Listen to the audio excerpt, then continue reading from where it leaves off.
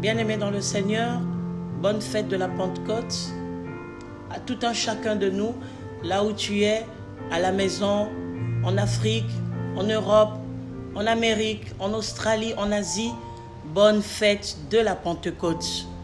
Nous bénissons le Seigneur pour ces moments de bénédiction, ces moments de baptême de feu, ces moments où nous commémorons la venue du Saint-Esprit dans la chambre haute avec les disciples le jour de la Pentecôte. Bien-aimés dans le Seigneur, nous allons lire la parole de Dieu dans Jean 16 à partir du 5e verset. Nous allons lire au nom de Jésus-Christ. Maintenant, je m'en vais vers celui qui m'a envoyé. Et aucun de vous ne me demande où vas-tu? Mais parce que je vous ai dit ces choses, la tristesse a rempli votre cœur. Cependant, je vous dis la vérité. Il vous est avantageux que je m'en aille. Car si je ne m'en vais pas, le Consolateur ne viendra pas vers vous. Mais si je m'en vais, je vous l'enverrai. Et quand il sera venu, il convaincra le monde en ce qui concerne le péché, la justice et le jugement. En ce qui concerne le péché, parce qu'ils ne croient pas en moi. La justice, parce que je vais au Père et que vous ne me verrez plus. Le jugement, parce que le prince de ce monde est jugé. J'ai encore beaucoup de choses à vous dire, mais vous ne pouvez pas les porter maintenant. Quand le Consolateur sera venu, l'Esprit de vérité, il vous conduira dans toute la vérité. Car il ne parlera pas de lui-même, mais il dira tout ce qu'il aura entendu et il vous annoncera les choses à venir. Il me glorifiera parce qu'il prendra de ce qui est à moi et vous l'annoncera. Tout ce que le Père a est à moi. C'est pourquoi j'ai dit qu'il prend de ce qui est à moi et qu'il vous l'annoncera. Bien-aimés dans le Seigneur, c'est du vivant du Seigneur qu'il s'est adressé à ses disciples pendant qu'il était vivant. Après cela, il est mort, il est ressuscité le 3e jour. À sa résurrection, il est apparu aux bien-aimés. Apparition à Marie de Magdala, dans Jean 20, 16 à 17. Apparition aux femmes revenant du tombeau, dans Matthieu 28, 8 à 10. Apparition sur le chemin d'Emmaüs, dans Luc 24, 13 à 15. Apparition à Pierre, dans Luc 24, 34.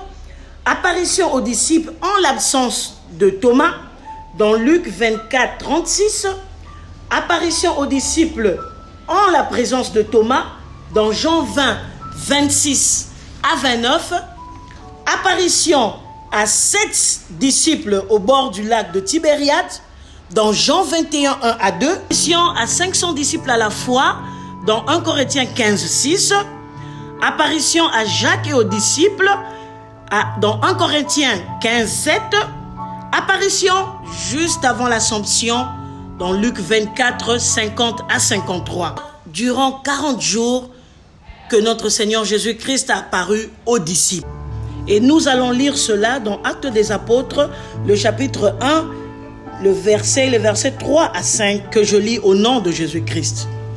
Après qu'il eut souffert, il leur apparut vivant et leur en donna plusieurs preuves, se montrant à eux pendant 40 jours et parlant des choses qui concernent le royaume de Dieu.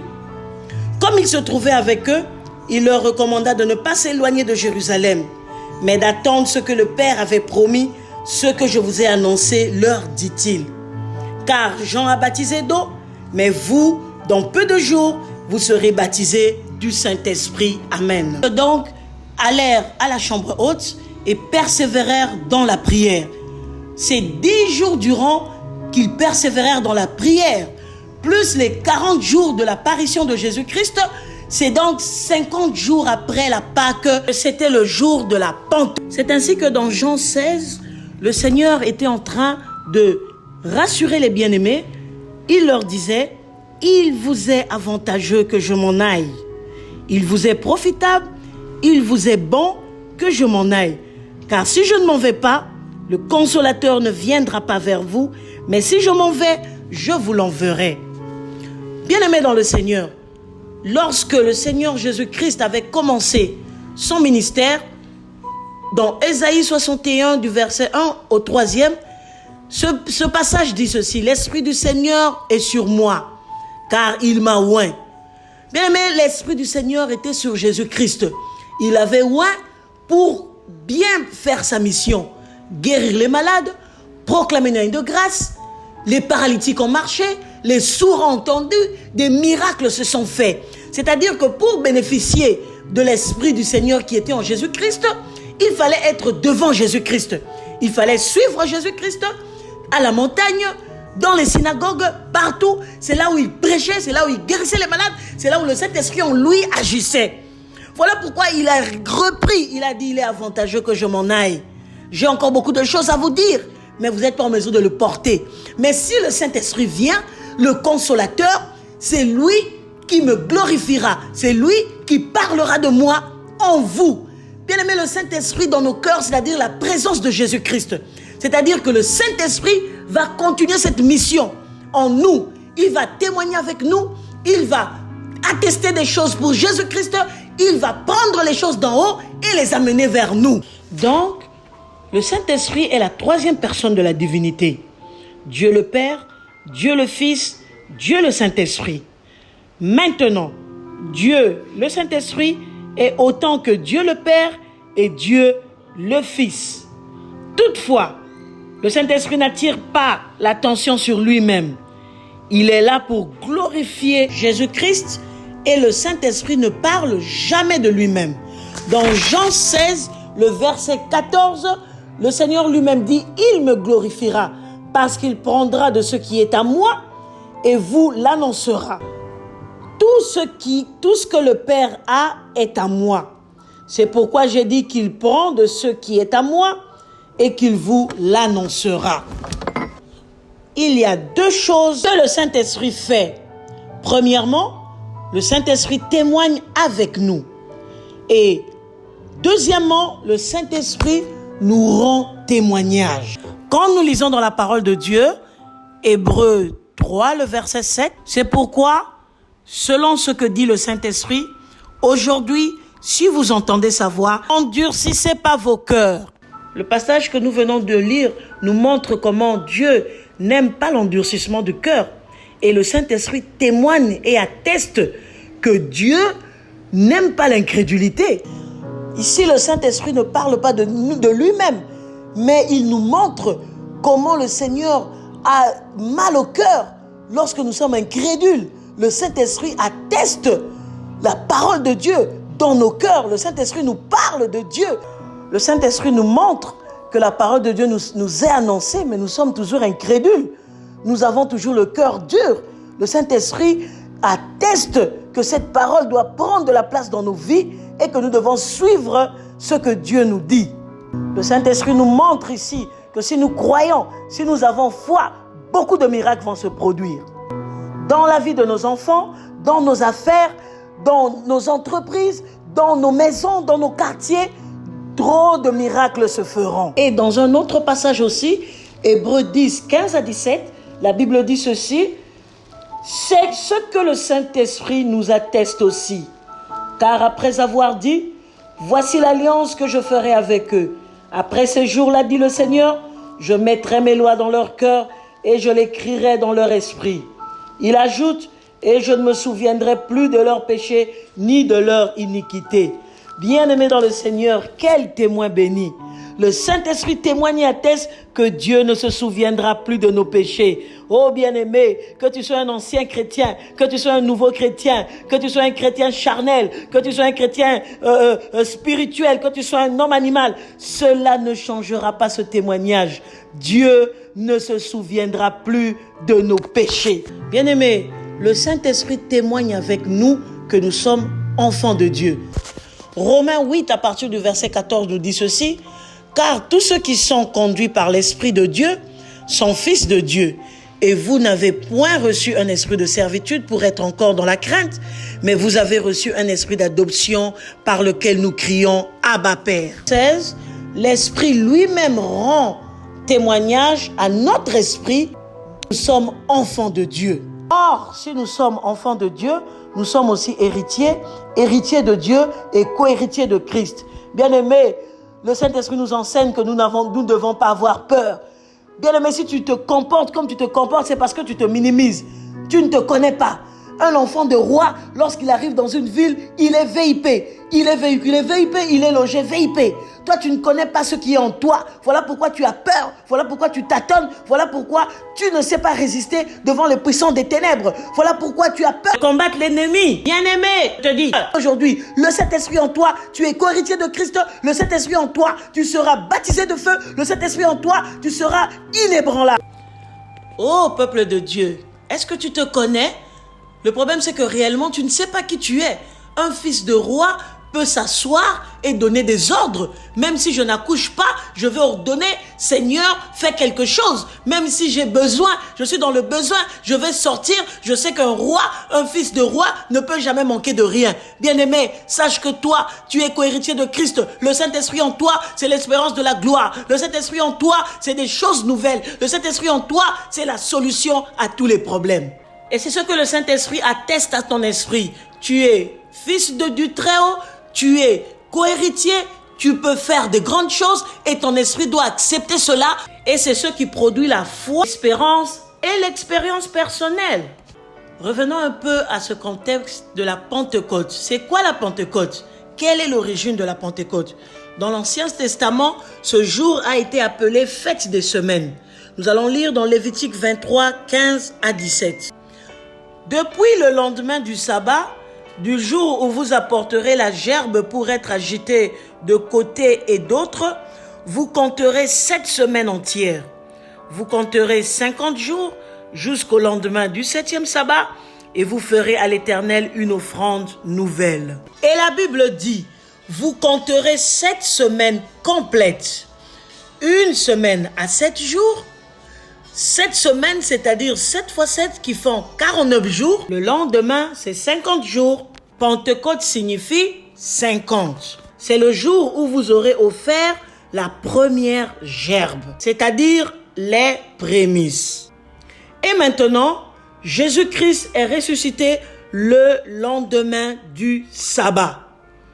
Il était les prémices, c'est-à-dire le premier-né d'entre les morts, et pendant 40 jours après la résurrection, comme je le disais dans mon introduction, Jésus a apparu aux disciples. Et 10 jours dans la chambre haute, ça fait donc 50 jours. 50, c'est la Pentecôte, et c'est ce jour-là que le Saint-Esprit est descendu. Si nous lisons dans Actes des Apôtres, le chapitre 2, à partir du premier verset, au jour de la Pentecôte, ils étaient tous ensemble dans le même lieu. Tout à coup, il vint du ciel un bruit comme celui d'un vent impétueux, et il remplit toute la maison où ils étaient assis.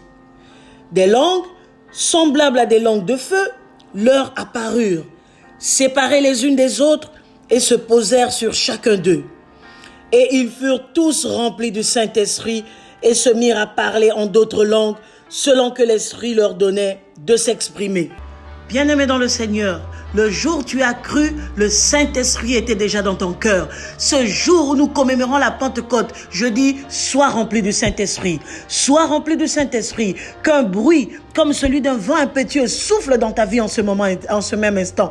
Bien-aimé, que le souffle, le vent impétueux souffle dans ta vie, que ta vie ne soit plus la même. Reçois le Saint-Esprit, quel que soit le lieu où tu te retrouves, en Amérique, en Asie, en Nouvelle-Zélande, en Amérique latine, recevez le Saint-Esprit, que le baptême de feu descende sur vous, commence à parler de langues nouvelles, Esprit de Jésus, Esprit de feu, qui descende cet après-midi dans ta vie, qui descende, Esprit de lumière, Esprit de Jésus, bien-aimé, au bruit qui aura lieu dans ta vie sous l'onction du Saint-Esprit, je te dis que la multitude va courir pour voir ce que le Seigneur aura fait pour toi. Le vent de l'élévation, le vent de la fécondité, le vent de connaître faire des grandes affaires, le vent de devenir millionnaire. Je dis que la foule va courir pour venir voir la grâce de Dieu dans ta vie.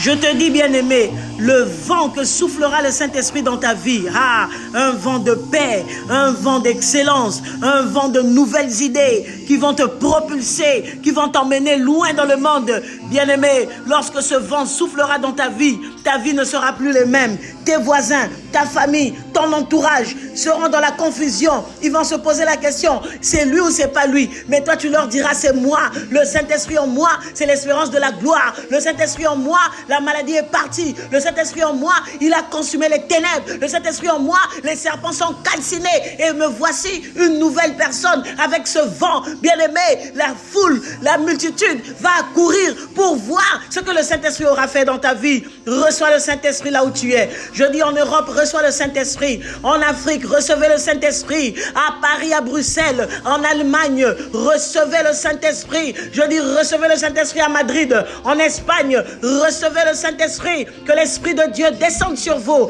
Recevez le Saint-Esprit à Libreville au Gabon. Recevez le Saint-Esprit à Pointe-Noire. Recevez le Saint-Esprit à Brazzaville. Recevez le Saint-Esprit à New York. Recevez. Aujourd'hui, la prophétie de Joël qui s'était accomplie il y a 2000 ans continue à avoir de l'effet. Le Seigneur va répandre son esprit sur toute chair. Nos fils, nos filles prophétiseront, nos vieillards, des songes. Bien-aimés, je te dis que même sur les serviteurs, les servants de Dieu, il y aura des grandes visions en ce temps de la fin. Le Saint-Esprit est à l'œuvre. Le Saint-Esprit est en train d'agir. Là où tu es, bien-aimé, tu vas parler de nouvelles langues. Dieu va agir en ce moment même. Reste tranquille. Le Saint-Esprit sur toi. Le Saint-Esprit est en train d'agir. Il est en train de souffler un vent impétueux dans ta vie. Reste tranquille. Suis cette chanson. Le Saint-Esprit est sur toi.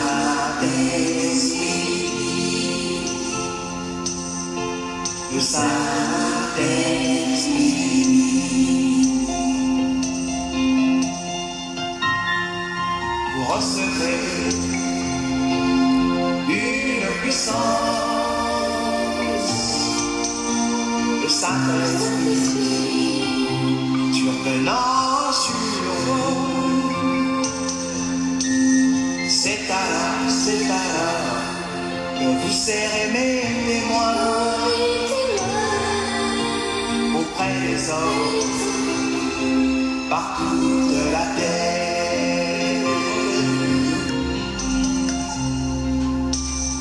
Il est là, il est là, il est là. Il est là, il est là, il est là. Il est là, il est là, il est là.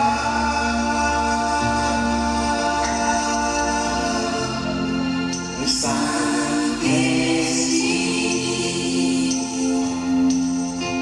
le Saint-Esprit.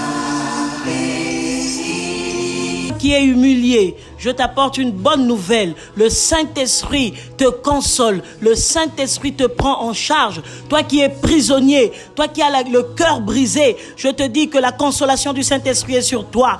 Toi qui es prisonnier, la libération du Saint-Esprit, quelle que soit ta captivité, captivité de la drogue, captivité du sexe, captivité de la pornographie, le Saint-Esprit sur toi, il te libère de ces prisons. Il t'amène une délivrance certaine et sûre.